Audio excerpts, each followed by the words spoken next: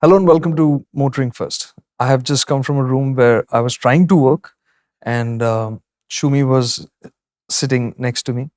I couldn't see what he was doing, but I could hear what he was watching, which was the RS457 on track. So, like you, I've got lots and lots of questions. As always, we have not discussed anything about this motorcycle. We just had a brief call on the day he rode it, and I asked him, how was it? He said, we'll talk. So that's about as much as I know. Yeah. So here we are. Huge expectations from me. Oh, really? Why? I've been a fan of the RSV, Okay. and the chassis that they built for it, I think is incredible what they have managed to do for a liter class bike. I agree. And you have the Tuono, so you know what that chassis is like. I do. So there are all these expectations, and at the other side, there's the tempering of, expectations also saying that it's Aprilia. it's Italian. I don't know how this is gonna go. It's gonna have a lot of promise, but is it finally gonna be something you're gonna say, I wanna get it home? I mean, you wanna get it home, but will you get it home? Mhm. So that's where I'm coming from. And now I think you should hit me hard. How was it? I'm going to say 9 on 10. 9 on 10. Yeah, I'm going to take 1 point away because we're going to discuss it in detail, but this is the first time in 23 years of riding, 16 or 17 at the racetrack, where I have not finished a ride because some part of the bike came to the point where I said, no, this is just unusable and I will not. Oh my God. Shall we get into it? Shall we? Which end should we start at? Why is it a 9 or 10? Or why did it miss? No, we should start at what it is. I mean, I think the YouTube thing is you string them along till the end of the video and it raises your watch time, and these are all good things and stuff. So we should try that for at least once. Yeah, I know. We've been upsetting the apple cart regularly. Okay, we'll go with the flow this time. Yeah, and you should know that it's really difficult these days when we have to film MotorInc First, because Kartik and I meet much before the shoot begins, and we can never discuss what we've driven or ridden and come back, and it makes conversation very difficult because you're bursting to say stuff and you can't because we aren't here yet. So by now, most of you will know a lot of detail about the RS457 already. It's a twin-cylinder motorcycle. It's made in India. And it's a absolute current-day modern spec twin-cylinder. Aprilia has left no stones unturned on that front. 4-valve DOHC, liquid-cooled, fuel-injected, ride-by-wire. It's got everything. Okay, so it makes about 48 bhp. It makes 43 or 44 Newton meters of torque. Okay, so it's, I think, just below 9500 RPM is your peak power, and just above 6500 RPM is your peak torque. Okay. Which should tell you that it's not a horsepower oriented top end revs only kind of motor. Awesome. Right? That's a good thing. Connected to that is a 6-speed gearbox with a superclutch.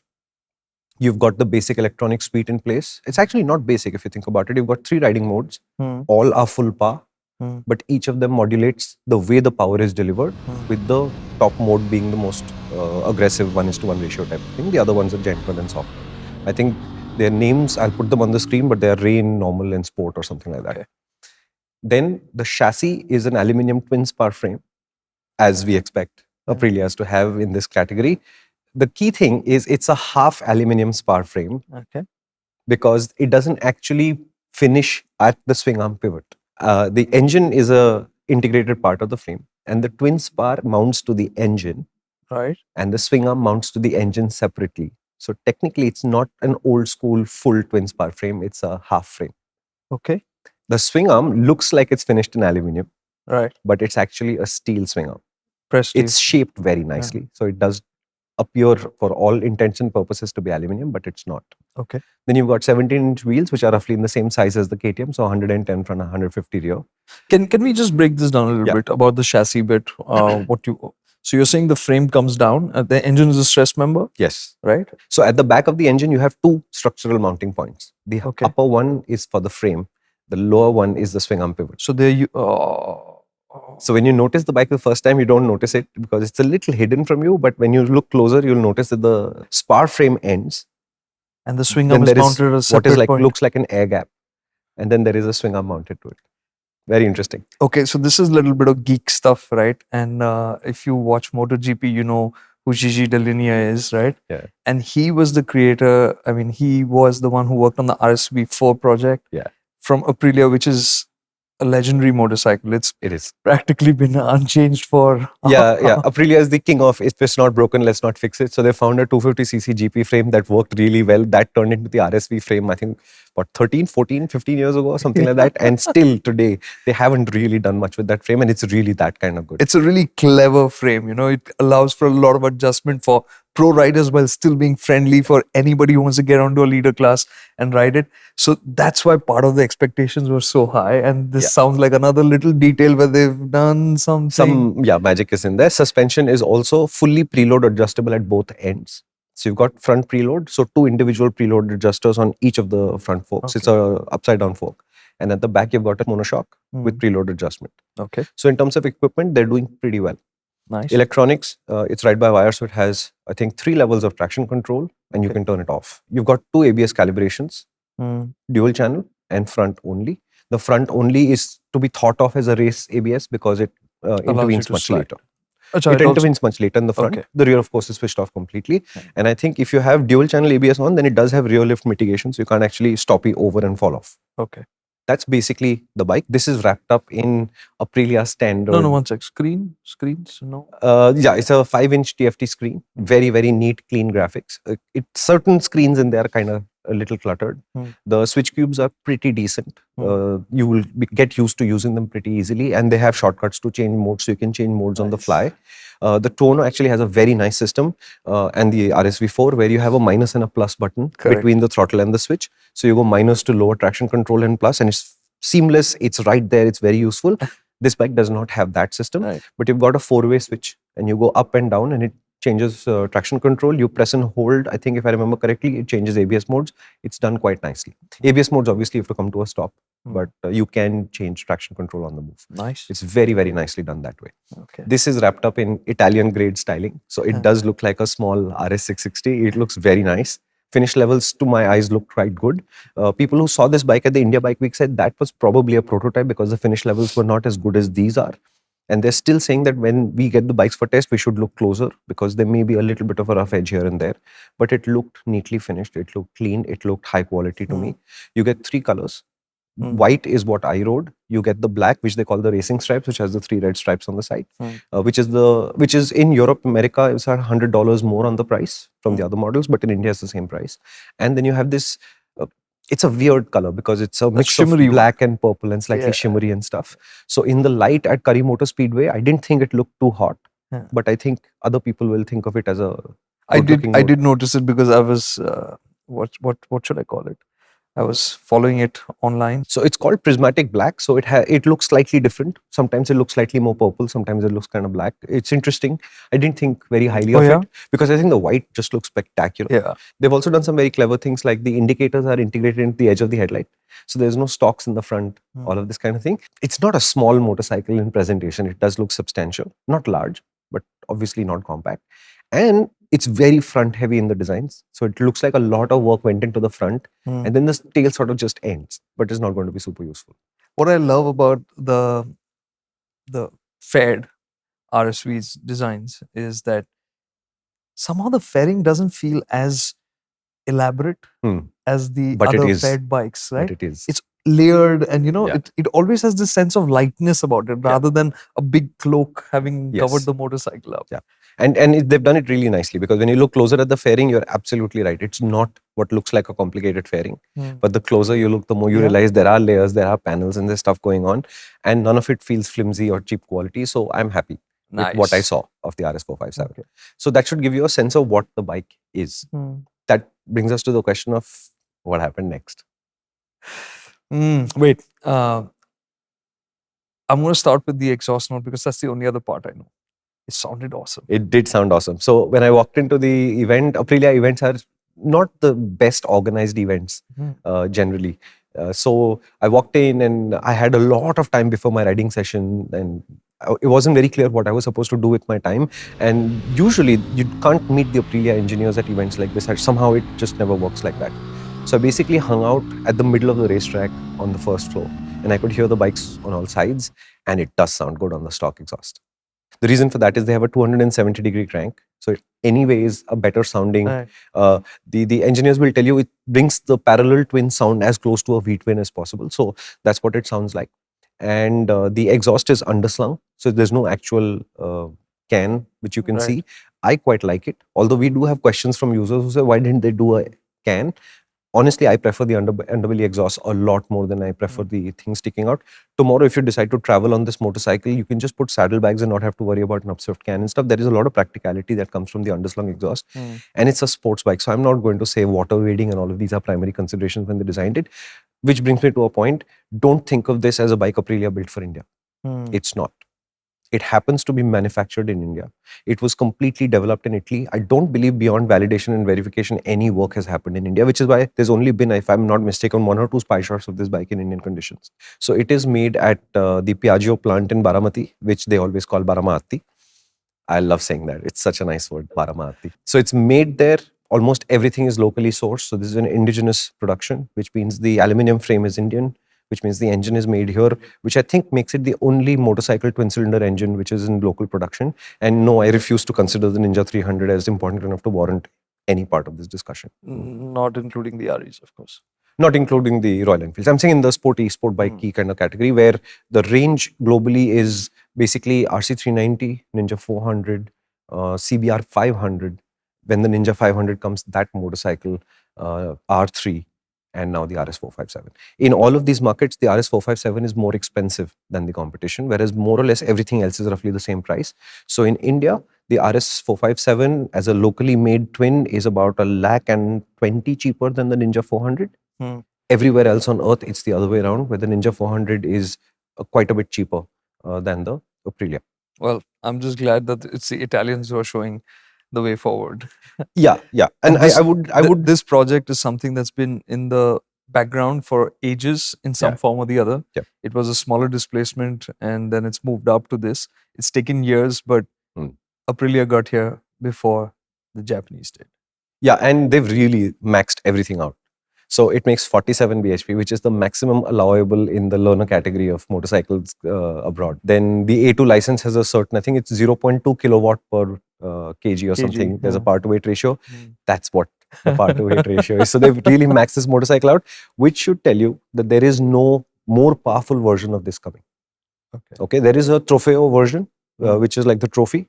And Aprilia does the trophy version for the RS660, but the Trofeo has a SC Project exhaust, it has ECU tuning, etc. That bike will make more performance. But if you think that you're going to wait a little bit and get a more powerful RS457, I don't think Aprilia is planning to make one. So the Trofeo you're saying is going to deliver more performance? Yes, but it's not a homologated street legal model. There's already a disparity between the accessory list, which is I think 28 odd items, what they list in the US, what they list in Europe, and what they list in India, 3 so they're offering some accessories here already? Yeah, there's some indoor cover, outdoor cover, taller screen kind of thing. Massimiliano, who is the head of the RS457 project, told me that the quick shifter up and down will be brought to India as an accessory, but it's nowhere on the website. But yes, Europe and American markets will expect to have the up and down quick shifter available as an accessory. If I had an RS457 in India, I'd totally get that. It does improve your experience. Again, you don't need it. Okay, but it's a good toy to have. I'm going to hit pause here. We heard the sound. Okay. What's it like getting onto the motorcycle? Normal. Tall? No. Body position from your waist down is slightly committed. Slightly. As easy as R3? No. Slightly more committed than that. But the upper body is actually a pretty relaxed riding position. So the clip-ons are not too low. They've organized the clip-ons as a top triple tree, which goes up and then gives you the mounting point for the clip-on. So it's actually pretty high. I think that the current RC390, the R3 and the RS457 and the Ninja 400 all fall in the category of what I classify as reasonably comfortable sports bikes. So if you had an R15, for example, as a reference point, the R15 is a heck of a lot more committed than all these 4 bikes are. So if you were to think of this as a touring bike or a sport touring bike, I think you would manage. Awesome. Okay. I think you'd manage. So you're onto the motorcycle. It's a little bit... you're leaning forward a bit, but not too much. Okay, you get going. So, and you already said it's a 270-degree crank. So it should be easy to pull off. You don't have to rev it up too much. It just gets going. No, it's like a normal street bike as you're leaving pit lane. So you're not really struggling with it and you're not having to shift up or shift down. You can be in any gear you like. It's fine. And Lorenzo Savadori, the MotoGP guy, was there. And he was saying that at this racetrack, which is a relatively slow and technical racetrack, a lot of slowing down and picking up pace again. Try and use a gear higher than you think because the bike has a lot of torque, which is true. Right. You could do Curry Motor Speedway at a very reasonable pace in third gear almost all the way around without ever needing to hit second. It does have that kind of torque. Wow.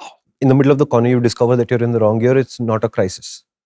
You know that on the other side, when you start to open the throttle, it will have the wherewithal to just let you get going without making you struggle for it. So what's the problem? I mean, is it that it's not revving that much? It doesn't have the punch up top? When did I say that there was a problem?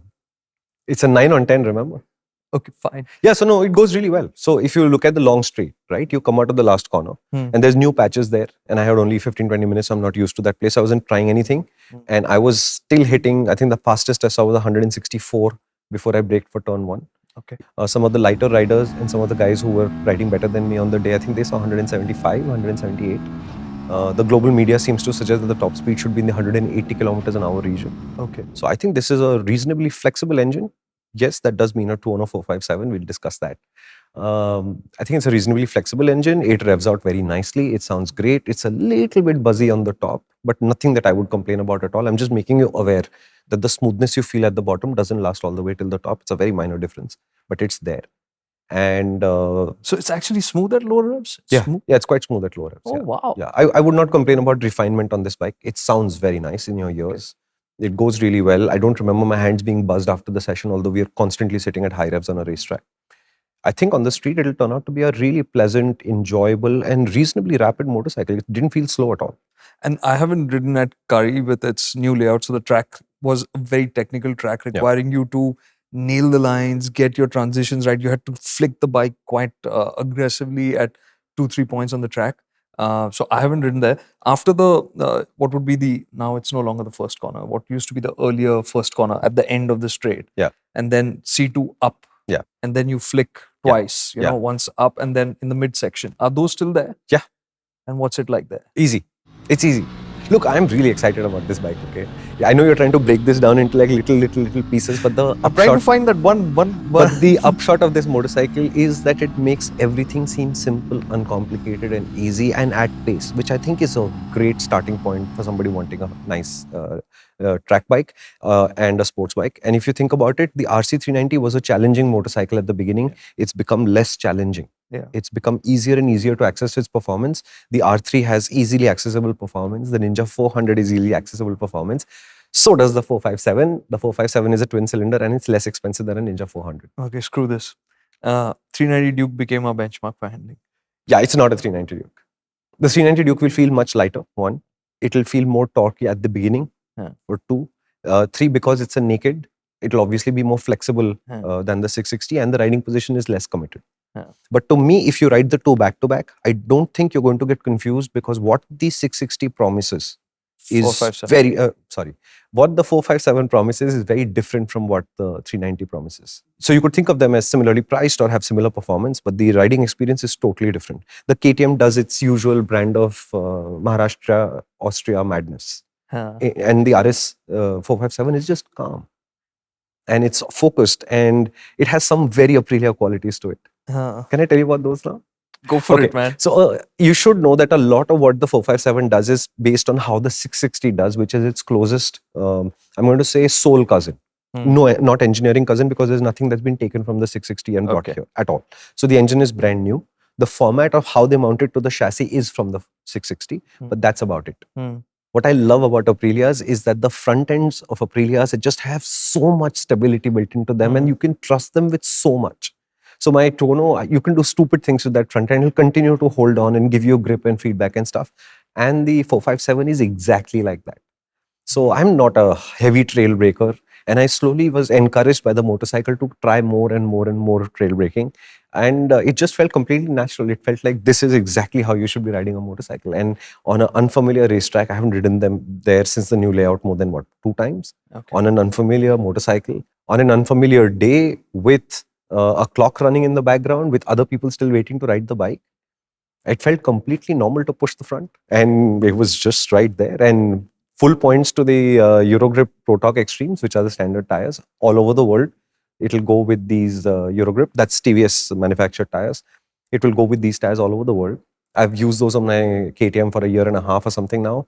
And They you are always raved about them. They are brilliant tires. This monsoon season on the KTM, I rode it like it was dry every day. I mean, I didn't even back off like that much for the rain. So Not advising everybody does that. no, but, I'm you just know, saying that's the kind of grip, Hmm. feedback, Hmm. consistency, and confidence that those tires give you. Hmm. There was a strange thing going on when I showed up because a lot of people were complaining about the tires. Right. And I couldn't understand why would you complain about the extremes because they're just so good. Huh.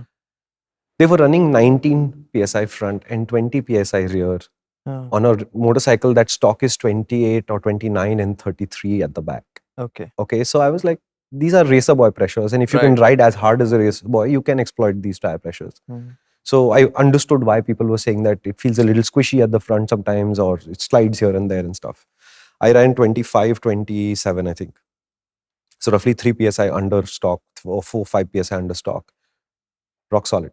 No issues from the tires at all. At no point did the motorcycle make me worry. When I'm not confident about the long, fast ride. So I tried multiple lines there. I had to make corrections there. My throttle openings were all over the place. And the bike just did not react. And it says, I've got you. I'm not an R15, but I've got you. The R15 is the legend for all of this nonsense. You can pull all of this nonsense on an R15 and get away Cheat with code it. bike. Yeah, he likes to call it the cheat code bike. The RS457's mood to me, it also says it's a cheat code bike. Mess around, it's okay. It'll recover, it'll help. And unlike the R15, it's got much better electronics. Right. And therefore, the helping hand at the back is a much bigger hand, as it were. So, if this is going to be a first quick sports bike, I think it's going to be a really good first sports bike. Not for selfish reasons at all. At all. But, like when the Duke came out, we had this conversation about, because he has the first gen Duke, I've owned both generations of the Duke. So he said, are you going to get one? I said, okay, this is obviously selfish reasons. But I said, no, I think I'm past that now, right?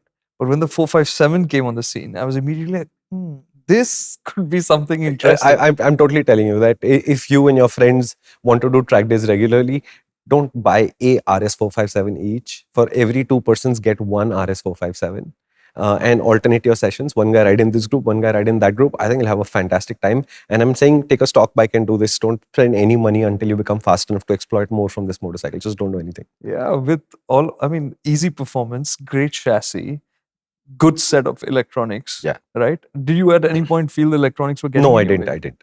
I was on a really nice, bright, relatively warm day on the correct tire pressures, trying to be as smooth as possible and not toss the bike and then cause problems for other people. So I didn't try anything very serious, but at no point did I feel like I was approaching the limit or I needed help from traction control, and it didn't happen. The weakest link is the brakes, actually. That's why I abandoned my session. Oh. Yeah, so when I got there, the other complaint apart from tires was everybody was saying the brakes are fading, the brakes are fading, the brakes are fading. I met Varun Painter there, and Varun was sitting in pit lane waiting to, I think he just finished his riding session, so brakes were hot, and they were preparing to go out to do the tracking shots. And he's like, look at these brakes, and he basically pulled it back to the bar at stand, right? So I had a fair warning, and then Rishad, that's Autocars Rishad, he told me that maybe you want to turn ABS to race mode so that the rear is off. It seems to help the front survive a little bit longer. Okay. But he was also complaining about brake fade. So I said, okay, let's try that. So I rode in race ABS, which doesn't matter because I never use the rear brake at the racetrack unless the motorcycle is super fast or I think there is a stability issue. I won't touch my rear brakes. So, and I did for this entire session. So I don't know what the rear brake does. But in the pit lane when I got my bike, and I'm going to say there was a 20-odd minute delay while we pumped up my tires and somebody else's tires to the temperature, to the pressures we wanted, I could still pull the brake lever almost halfway down into its travel at the start. That's trouble. That's trouble. Frightening. So what happens after that is when I start braking hard, I start trail braking, the lever starts to come back. And when I abandoned it, I'm thinking this is 6 or 7 laps in. That's what I was doing actually. When you were listening to the songs, I was calculating how many laps it was. It was about 7 laps.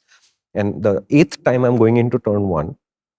Turn 1 at Curry is very slow, but you arrive at it at a really fast speed. So on that particular, and so I've been doing 159, 160 into the brakes there for X number of laps, 7 laps. So I hit the brake and I started to trail brake up to the apex of the first part of the chicane because you can, it's confident. I mean, there's nothing going on. There's nobody around you. It's peaceful. And it's got massive runoff because the old circuit is in front of you. Straight, yeah. So if you make a mistake, you can just carry on straight and there's, I'm going to say 100 meters, 120 meters before you have to make the right turn to rejoin the circuit. So it's a safe place to try. Okay. So I was on the brakes And it was so weak by then, the brakes, that I actually had the brake lever against the throttle grip. Imagine that. I am trail braking. And I'm what kind not of a regular trail breaker. I have 4 fingers on the brake lever, and I have basically jammed the lever into the grip while I'm turning. I'm still confident about the front. I'm not worried. And then it did this. And at that point, I said, now the brakes have reached a point where I can't even trail brake. And as I'm letting off the brake, it is beginning to lose the front. This is not a bike that needs to be ridden any longer. So I went back around the circuit, parked the bike for the day, and I called it done. Now, I asked Aprilia what's going on. And they told us, and we've heard this before, I'll tell you why, that this is a street setup. So if you were to explore pads and stuff, then this setup would really work well at the racetrack. Well, 2 things. One, I have ridden other street bikes in completely street form. None of them have had brake fade this level for sure at all, ever. So what are the other hoses? Like It's braided hoses. So It's it shouldn't be the braided hoses. hoses. Yeah. So maybe they bled them wrong because all the bikes were struggling. Or they've got a terrifyingly bad choice of brake pad material or something. I don't know. Okay, honestly, I don't have diagnostics see, on me. brake fade is your issue with the fluid. The fluid is heating up too much. Yeah, So, and it's got .4.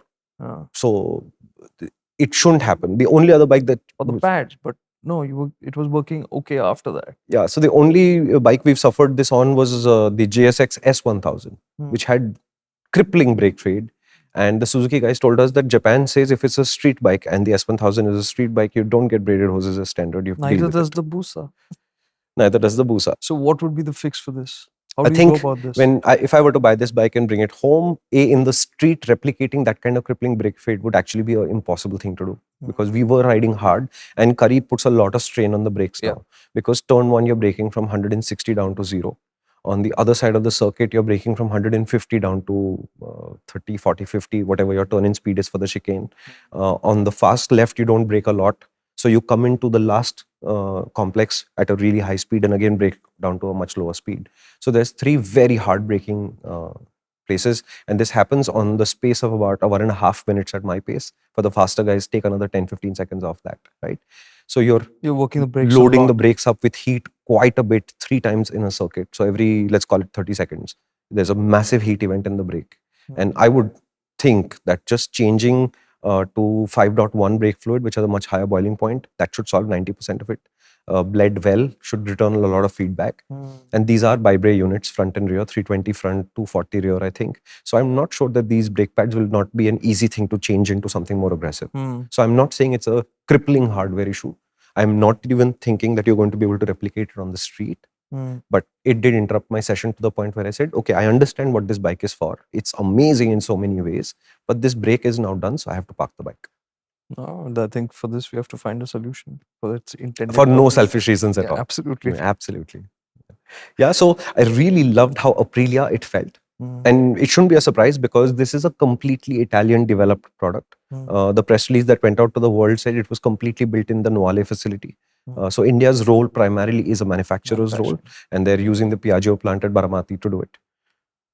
And therefore, it comes to India, and it will be exported from here to the world in the same spec, apart from regulatory requirements. So obviously, there's no point selling sari guards to the Americans. Somebody specifically asked, where is the front number plate going to go? The honest answer is, I don't know yet. We didn't have them mounted on our bike, so I don't know where the front number plate is going to go. Okay. And apart from that, very nice bike, Aprilia. It's a great job. I love it. Woohoo! Oh my God. Yeah. This is like exciting. Yeah, very, very exciting. And at a price about 1 lakh more than a RC390. I'm not going to say that it is good value, but if you upgrade to the Aprilia, I know why you did it. And I think it'd be money decently spent. You know, I actually think it's good value. I mean, I'm not having ridden it, but the flexibility that a twin provides, like the ease that it brings to a lot of things, right? Which just makes life a bit more pleasant. And then that bike becomes something that you think of in a longer time span, right? You're not automatically thinking, okay, after this, what? Because there's a lot more to unlock in it, right? I can imagine this once the brakes are fixed, that when you're on a track, in attack mode, there's be so much more to build up and go through. Honestly, I am of the opinion that single to twin difference that everybody paints out to be is not as large a difference at this displacement and performance scale. So if you had a next year's RC390, which will probably have the 47 bhp engine, and the Aprilia with 48 odd bhp, I'm not convinced that the amount of ability that these two bikes will have will be significantly different. I think the nuances of the experience will be different. And there'll be a reason why the KTM will look like better value for money because it's 80,000 bucks cheaper. And there'll also be a reason why the Aprilia will feel like a very good purchase for 80,000 rupees more because it has so many other things going on. Like the KTM traction control system, if you think about it, is a relatively rudimentary system. Aprilia doesn't do rudimentary at all. My Tuono is from 2016 and it feels like a sophisticated traction control system. And so I would expect that this bike would be too, and it has levels and controllability, and you can turn traction control off. Right, so it's already a more flexible, more well-equipped machine in that sense. Then you add the second cylinder's advantage back. Then you add the fact that you've got double preload adjustability on the front and at the rear, and it does add up to a very different experience where you'd say if you spend 80,000 bucks more, yeah, you're okay. And if you didn't spend the 80,000 bucks and got the KTM instead, yeah, you're okay. Yeah, but that's what I mean. Like, it's not that the outright ability will be different in terms of, like, let's say, skilled rider handling both motorcycles. Yeah, you'd be close. You'd be in the ballpark. Yeah. But the ease with which people can step it up, right? It'll be very similar because the KTM has changed. It has, but the single mid corners, it still won't have the same kind of ease as the twin. That also has changed because the 390's new engine does have mid-range grunt now, which it didn't earlier. How much does this rev to? 10,000, 11,000 something. Oh, 10, 11. Think about the peak horsepower. Peak horsepower is 9,500. They haven't made the mistake of having a 13,000 RPM twin. And I'm calling it a mistake because it's a very usable configuration for the street, which is why when they do the Tuono 457, and obviously Aprilia doesn't say that they're doing a Tuono 457. I thought it would rev a bit higher. No, it doesn't. There's no need because it's a calm twin and it has a lot of torque. So it's a very different bike in nature, and it's closer in nature to the RC390 than, for example, the Ninja 400. But you know what they've done? They didn't load the bike up. It's not heavy. It's what? 4 kilos heavier than a RC390. Wow. But it's a twin. So the performance is going to be very similar. It's not like the RC390 is going to use a weight advantage and run away from this bike. It can't.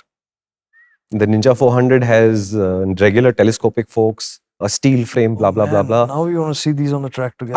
I want to see these four back to back on the track too. And where the R3 is automatically a friendly, easy motorcycle and therefore slightly soft when you pick up the pace, the Aprilia is not. I know what I'm doing. I love it. Okay. Everyday use advantage. I think you should be okay.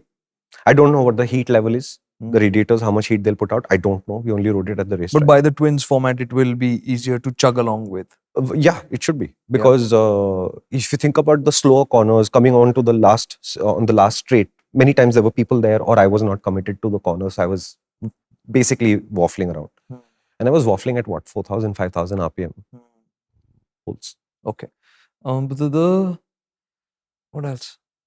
Pillion? No, you said pillion. Token. Some of the Aprilia staff were taking joyrides with Lorenzo Salvadori. And really? Yeah, and it looked like a bit of a struggle to get on and all of that. He was giving joyrides. You know how the Italians are, right? They were happy to share. So he had a bike to himself. So no pressure from that side. He is Lorenzo Salvadori. I mean, so people said, can I take a test ride? So go get leathers. So they all wore some leathers and they went for test rides. Everybody had a good laugh. It's good fun. Wow. That is cool. Yeah. We had a chance to ride with him on the racetrack too, which I obviously refused to. Because he wasn't going fast. Because, I mean, he's MotoGP. If he goes fast, he'll disappear in you. What's the point? Right? So it's like a friendly ride, which basically looks like a parade and only looks good in the drone shot. So I had no interest in that. And then somebody who went for one of the other sessions with Salvadori said, so this goes on for 2.5 laps. So you get kind of bored. And then he basically takes off.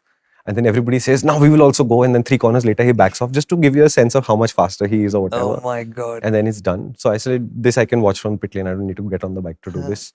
Because if there was actual more riding time, I would be very interested in it. But I think let's do questions. All right, let's go. Okay. So these are the questions that you have shared with us.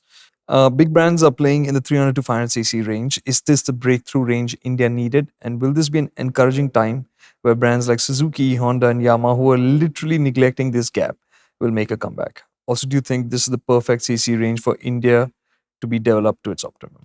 Well, yes. I think a 40 bhp bike is about all you need to do a lot of riding in India. Under all conditions, all kinds of formats, 40 bhp is a very, very golden hotspot to be able to hit. Many people are able to hit it today. We are very happy about it. Will that change the Japanese perspective? think only the Japanese know what will change their perspective. Because at the moment, I think they don't have a perspective. The 40 bhp plus only being 4 kilos lighter than than a single cylinder. I think that combination of performance, I mean that power, weight, the ease. Okay, would it sustain in the long term as the only bike in the garage with respect to Aprilia's service network and parts availability? Yeah, so the service and parts availability thing is a sticky wicket. Okay. I did ask Aprilia this question. They seemed genuinely surprised that there was a question about their service quality, which is never a good sign. But you guys have told us that SR160, etc., parts are hard to find. Service can be a little bit annoying, frustrating, and friction full, as it were. So I know that Aprilia service network doesn't currently have a great reputation. What Aprilia is doing in India is that they have a list of 33 or 50 cities, I forget the number, but it's on Aprilia India's website, you can check it out. Those are the cities where the RS457 will be available to purchase. As the assumption is that's where the service network will also be in existence. And they're saying they're working very hard to make sure that the 457 customer has a great experience in service. But you have to take it at face value until they show us that this is actually happening. So when you buy a 457, if you leave us a comment telling us how your service experience has been, it will be good. It's not a clear picture though at the end of all of this. Okay, warranty is 3 years, 36,000 kilometers, which is kind of low for this class, but it is what it is. RSA is included in that, so that's good. Now, somebody from Aprilia said service interval is 12,000 kilometers and once a year. But the Aprilia website lists 3 services are free within 12,000 kilometers in the first year, which implies that you will service this 3 times a year. So I don't know what it is. Okay. Word of mouth, the guy said categorically and clearly 1 service a year, 12,000 kilometer apart. Okay. This sounds very Aprilia as well. Yeah. Apart from the specs, what would be your top 3 reasons to get this over an R3? Of course, price is out of the equation. I think the RS will be more exciting to ride than the R3. I think the R3 has a dual character in terms of being a reasonably comfortable bike and a sports bike. And in some ways, if you think of the R3, it's more something that will be happy touring in India than the 457 would be. 457 is a little bit more focused as a sport bike than the R3 is. Right. And the last point is, I think qualitatively, if you park the R3 and the Aprilia next to each other, the Aprilia will feel like a far more premium product next to the Yamaha. Yeah. The Italians know how to do that part. There's no doubt about it. Given how much the 390 Duke has improved, would it be wise to wait for the updated RC390? Yes. Nice. No, the other reason why I also said yes instantly is because by that time, this engine will be a stable engine, because the Duke's engine would have been in the market for almost a year at that point. We know that the current RC is not going to change significantly, but when it does, it will get better, and the current RC frame is already in a great place. So the new RC promises to be amazing. By that time, the RS will also be about a year old in the market, which means if there are any issues, teething related, production related, early issues, examples, service, whatever it is, you'll have better information. So I think the KTM information cycle will be shorter and the Aprilia information cycle needs to be longer. And both of them coincide with the timeline you've put. So I think, yes, it's a clever idea to wait for the updated RC to come. People have less exposure towards this brand in general in India. Do you think that will be a concern for the loyal customers, in quotes, we have with specific brands here? Will this grow on us? I think all brands have to start somewhere. I'm happy Aprilia has started. I think they've started with a good bike. If they can nail the other parts of the universe that is required to build their brand out, I think they're a very powerful brand that builds some really amazing motorcycles. So I think they'll find loyalists if the 457 just clicks into place. Can you guys rank all 4 bikes in the segment on the basis of following factors on a racetrack? Ease of ride and rider engagement. The options are RS457, R3, RC390, and Ninja 400. No, I cannot rank. No, I'll tell you why we can't. Ease of riding, for example, is a subjective assessment. Ease of riding depends on who you are, what you prefer, how much you've ridden, first track day or not, 35 track days later, 100 track days later. Ease of use in terms of what it is and how important it is to you will both change. Similarly, rider engagement is a super subjective thing.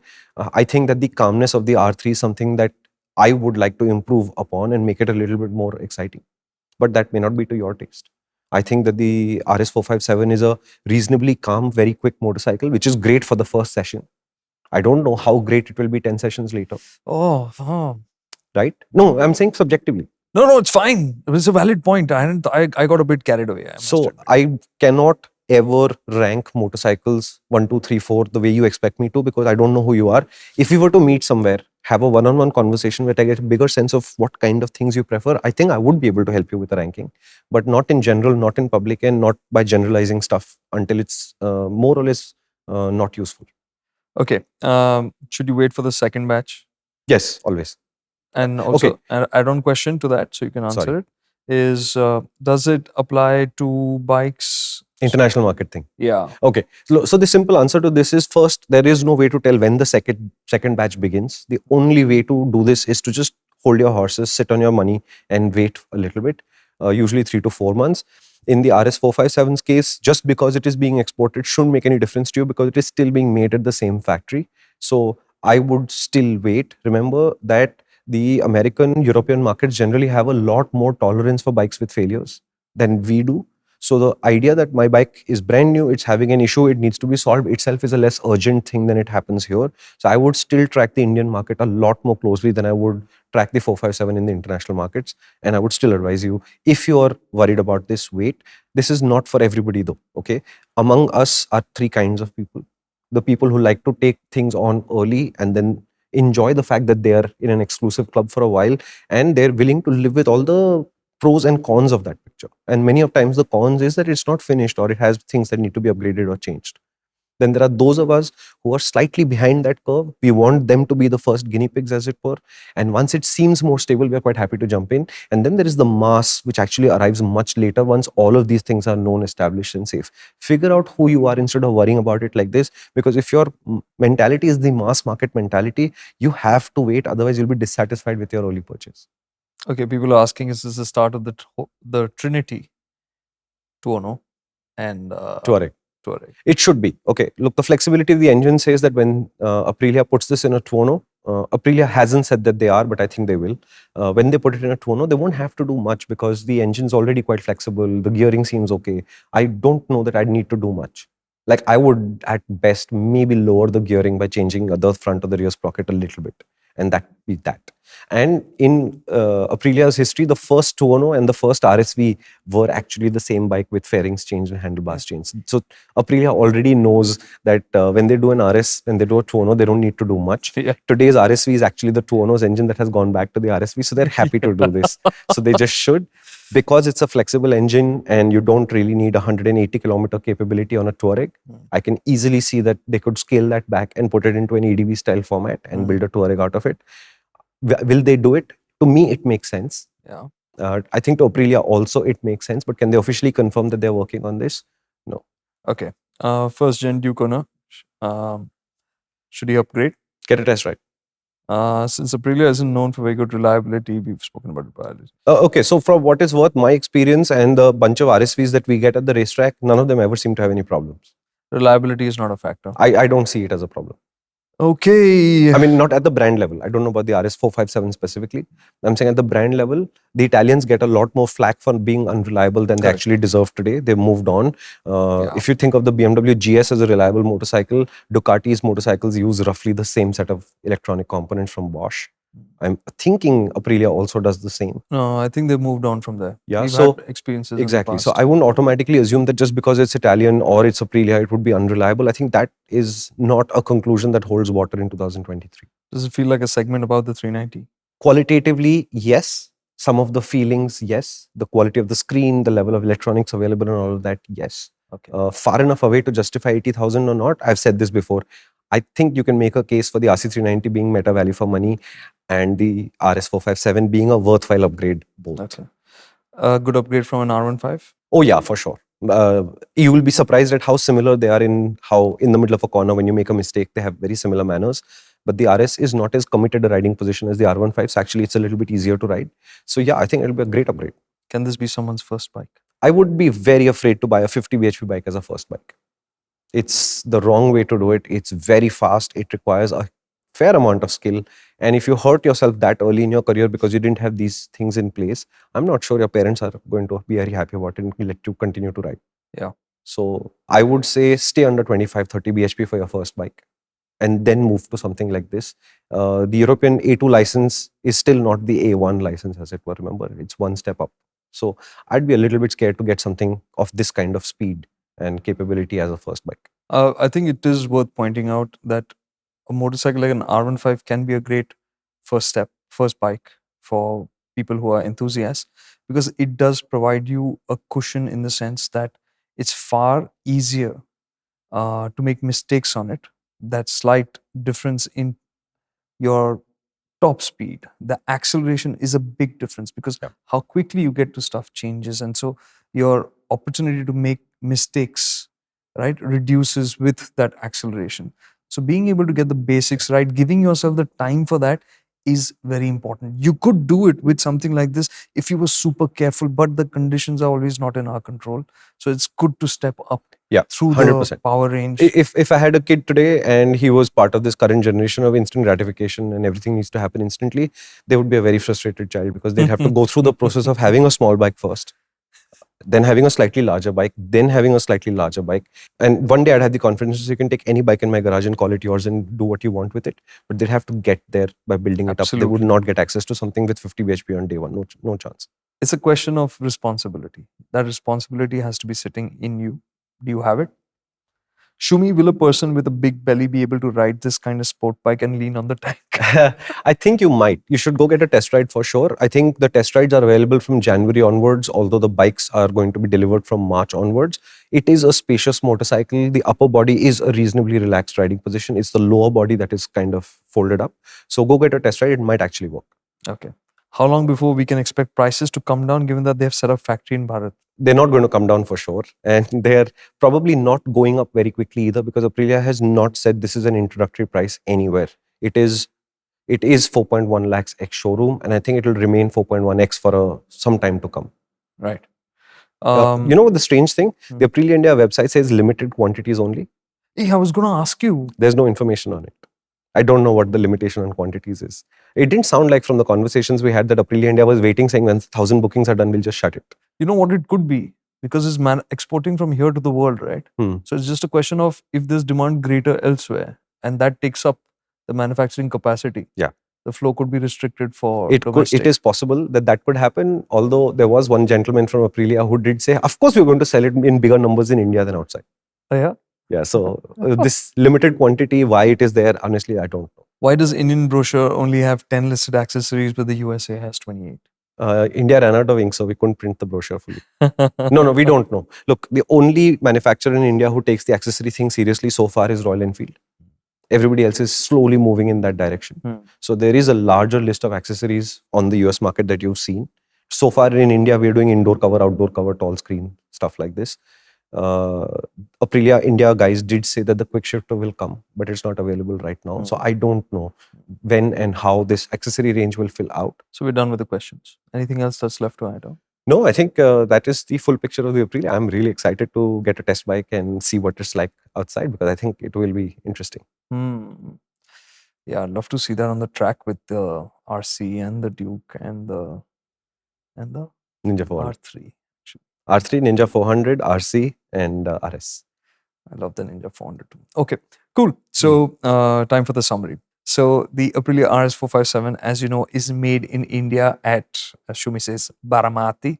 I never do. It's Baramati. It's in Maharashtra. I don't know why he's saying things like this. Okay, fine. And this is the bike that's being made in India and exported to the world. It's a twin-cylinder motorcycle with a 270-degree crank, which basically gives it the closest feel to a V-twin. That is something that Aprilia has used with the V4s, of course. So it gives you that V character. What's been very clever with the design of this motorcycle is the way the engine, chassis all works together. The engine is a stress member. The chassis is mounted to it, but the swing arm isn't mounted at the same point where the frame comes and sits on it. It's at another point, and Aprilia are super clever when it comes to chassis, handling, and tuning those little details. So it was something that gave Shumi a little bit of a, let's say, something to look forward to. I mean, it was a hint, and when he hit the track, he wasn't disappointed. But before we get there, the motorcycle itself, Shumi says it feels substantial. It has a quality feel to it in terms of the way it's come together. It has many layers into the fairing, the way it comes in, but nothing feels flimsy. It's got a digital display which looks nice. It's well laid out in terms of tech equipment that it has. It has race mode for the ABS. It Yes. has which switches off the rear wheel ABS, and it allows you to brake a little bit harder into the corners Before ABS kicks in. Yeah. before ABS kicks in. And you have traction control, 3 levels of traction control. You have 3 ride modes. Shumi didn't. I mean, he said it's wet, normal, and sport. Basic, Yeah. very simple layout. The motorcycle itself, to get onto, feels very normal. It doesn't feel awkward or inconvenient. The pillion seat is, well, it's something that has to be tested out properly, but it doesn't seem like a seat you will use for longer rides. For the rider, the seating position is not so aggressive. For your upper body, you do lean forward more than you would on an R3, but not as much as on a R15. But the legs are a little bit more Little bit. aggressive. Yeah. Seat height is 800. I looked it up. Okay. Seat height is 800, so that's pretty low. Yeah. Getting going, it immediately feels friendly and smooth, right? So getting out of the pit lane, Shumi said it just felt normal. And out on the track, the performance was easy, readily available. So going out of corners, you didn't have to nail the gears down pat. You could be wrong, you could be a gear higher. And in fact, they were told by somebody at Aprilia that you should carry a gear higher because the motorcycle has that much torque. Yeah. Coming down the straights, Shumi was doing about 169, 64, coming down the straights before braking for the first corner. And the way the chassis is dialed in, it felt very forgiving. It felt very easy. So you could exploit the performance. Plus, it got Shumi to brake later and continue braking while turning into the corners, which is what we'd call as trail braking. So that allows you to, use more speed going into corners. And that is incredible, because if a chassis is giving somebody that kind of confidence, that says a lot. Yeah, and think about it like this. Unfamiliar racetrack and this kind of confidence, I'm going to say 8 kilometers into the ride. So that is a huge compliment to that chassis. And it's using TVS's Eurogrip Pro Torque Extremes, which Have are as much grip as the name is long. which is a lot. Yeah. And they didn't get in the way of using the performance of the motorcycle. Shumi rated this bike 9 out of 10 straight out of as the conversation started. And the reason why it lost that 1 point was the brakes, because there was a lot of fade. The lever was coming down to the bar, which is frightening. The explanation given by Aprilia was that it's because it's a more road-focused motorcycle, so this kind of heavy usage isn't what is expected. That's a little bit of crap, because no matter what, we've ridden many road bikes on track, and this is not an issue that we've faced often, actually faced it rarely. So this is something that needs to be fixed at Aprilia's end, but if you are keen on getting one, we're sure you can find solutions to fix this for yourself. And on the street, that kind of brake fade will be very hard to replicate. So I'm not going to call it an immediate issue. But in contrast to other street bikes which we've ridden at the racetrack at a similar kind of pace and never faced anywhere close to this, there is something in there for sure that needs to be looked at. Right. So we've spoken of the tires, the chassis, the engine. Shumi's obviously compared it to the 390 broadly, and saying that in terms of the performance envelope, they may not be that different, but the way you use them will change. And the way you feel. Yeah, the way you feel will change. This will be a bit more friendly, maybe for everyday use, given that it's a twin and will offer its power delivery at lower speeds more easily. And the suspension is more focused than an R3, which has a bit more of a touring soul in it compared to this, which is more focused for track. Which one? R3? No, the RS457 is more track focused, and R3 has that slightly softer feel for the suspension. So there's a difference in the way those two will behave, but you could travel with it if you chose to. Aside from that, price is 4.1 lakhs. Shumi says that it's stretching its value a bit, but is it something that you can make a step up for? That's up to you. It's 80,000 bucks more than the RC390 today. RC390. So yeah, there we are. We are there. We're done. Is that? Rate his summary and tell us what he missed. Oh. If he missed anything. I'm not implying that he missed something. I'm saying if he missed something, tell us in the comments. Oh yeah, I did. The suspension front and rear are preload adjustable. The rear is a monoshock. And so yeah, that is about it. Good recovery. Go with that. So when are you buying one? I gotta ride it, man. I wanna, because for me, the use case is very clear. I mean, it has to be for me, it will be like a toy track bike, right? So in that, I would want to ride this and the 390 together. Hmm. And I'm not even clear in my head whether it's the RC or the Duke. I'm actually leaning towards the Duke because that chassis just, I mean, when the new RC comes, then it'll be another step and it'll be amazing to see how that works out. But for now, in my head, I keep going back to the Duke saying, because that motorcycle got me so excited, right? That chassis just blew me away. So to see this, what I'm expecting from the engine. Oh yeah, and Shumi said that it revs to only about some 10 something. So it's not that much more. It's not more than the single cylinders. So that little bit of latitude that I was expecting, that added flexibility, that's not there. So it'll make it that much more interesting when the two hit the track. So let's see. It will be interesting. But I think for a lot of people, this would be it would provide an added dimension of flexibility. I think RS660 is also torque oriented rather than all out horsepower oriented. No, that's fine. I don't. Which is why I think this is also not all out horsepower oriented. It's balanced. So they've struck a middle ground, I think, for the three motorcycles. So they don't have to go.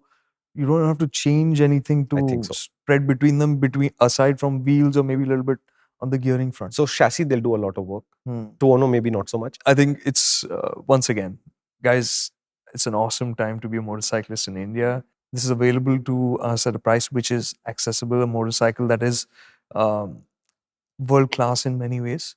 So by all means, you should be checking it out, but be careful about what you expect from it before you make the decision. There are other great options as well available. Yes, I think the 400cc class is now approaching what is a very nice selection of all kinds of machines, which will obviously cause a lot of confusion. We can see it in the comments. Yeah. Because there's already one guy who I think says Interceptor or RS660, RS457. Himalayan and Duke. Himalayan and Duke. So I know that there's a lot of confusion. The confusion is happening because you're watching YouTube a lot, but you're not riding motorcycles a lot. And I'm not making a joke. I'm dead serious. Please go get test rides. They are very, very different machines and you will not get confused. Even if you think of all the motorcycles as burgers or dosa, each kind of dosa and each kind of burger tastes different. So if you look at it online, you go to Swiggy and look up burgers, they all look the same, right? But when you start tasting them, you say, oh, I like this one and I don't like that one. And you have a preference instantly, right? If you're a connoisseur, then you'd go further into it and say, I like their sauce and I like their patty or whatever, right? In the same way, there are a lot of new motorcycles. It is going to cause confusion as long as you don't go ride them yourself. As soon as you do, the differences will become obvious. And then you will have at least motorcycles you definitely don't want, even if you can't decide, which will make your job easier. Of course, if anybody tells you no test ride is available, you're not buying that motorcycle. There's no point. The manufacturer is not serious about your money. Are we good? Absolutely. Okay, so I think this is about the whole picture of the RS6. I keep saying the 660, man. This is the whole picture of the RS457. I really enjoyed the brief time I had with it at the racetrack. I think it's a really promising motorcycle with a couple of small issues, service and brakes that we have to figure out. If you have any more questions that we haven't been able to answer, please do leave us a comment. We'll revert to you. And we cannot wait for Aprilia to send us this bike so he can get a go on it, one. And two, we can take it out into our usual testing environment and see what it's like in the real world. Thank you so much for watching. Thank you so much.